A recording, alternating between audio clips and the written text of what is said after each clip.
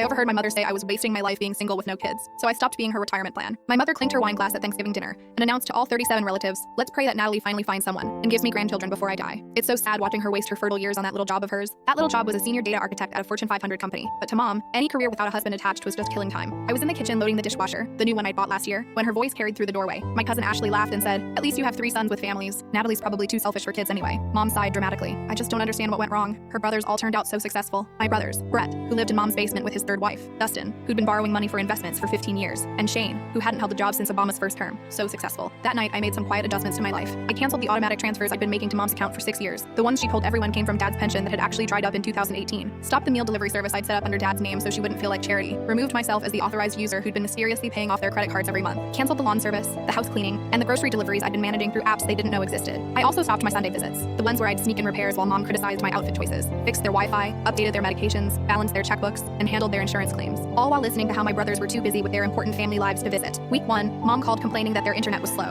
Can you ask Brett to look at it when he comes up from the basement? I suggested. He doesn't know about computers, but he's so successful. Week 3, Dad called, confused. The credit card was declined at the pharmacy. Must be some mistake. The mistake was thinking their minimum Social Security could cover $500 monthly prescriptions, plus groceries, plus utilities. But they'd never known because I'd been covering the gap so seamlessly. They thought they were financially stable. Ask Dustin for help. He's good with investments. He's between opportunities right now. In month 2, the house started falling apart. The garage door opener I'd been nursing along finally died. The dryer started shrieking because no one cleaned the lint trap I'd been secretly maintaining. The refrigerator water filter that I'd been changing every 3 months started making the water taste like sulfur. Mom hired repair people. The garage door was $1,200. The dryer needed replacing, $900. The refrigerator filter was only $40, but the handyman charged $150 to install it because Mom didn't know you could just twist it out. Why is everything breaking at once? She cried to my aunt on the phone, because I'd been preventing it from breaking for years. But that was invisible. Month 3 was when the reality hit. Their property tax bill arrived. The one I'd been paying in installments through the online portal they didn't know existed. $6,000 is due in full because they'd missed the quarterly payments. Mom called me sobbing. We might lose the house. What about Brett? He lives there too. He doesn't have any money. His wife's pregnant again. 4th kid. How successful. This isn't funny. You have all that money from your little job. My selfish single person money. The family group chat exploded. How could I abandon our parents? What kind of daughter was I? My brothers were outraged. Shane wrote a long message about family values from his ex-girlfriend's couch. Dustin said we needed to pull together, but he couldn't contribute because his latest investment needed more capital. Brett said he'd help if he could, but babies were expensive. My cousin Ashley, the one who'd called me selfish, posted on Facebook about the heartbreak of watching families torn apart by greed. I commented with a screenshot of my bank statements. 6 years of transfers, $3,500 monthly, over $250,000 total. The post disappeared within an hour. Then Dad had his mild heart attack. Stress-induced, the doctor said. Mom called me from the hospital, not for comfort, but because she didn't understand the insurance forms. Brett was there, but wasn't good with paperwork. Dustin was driving Uber that week and couldn't take time off.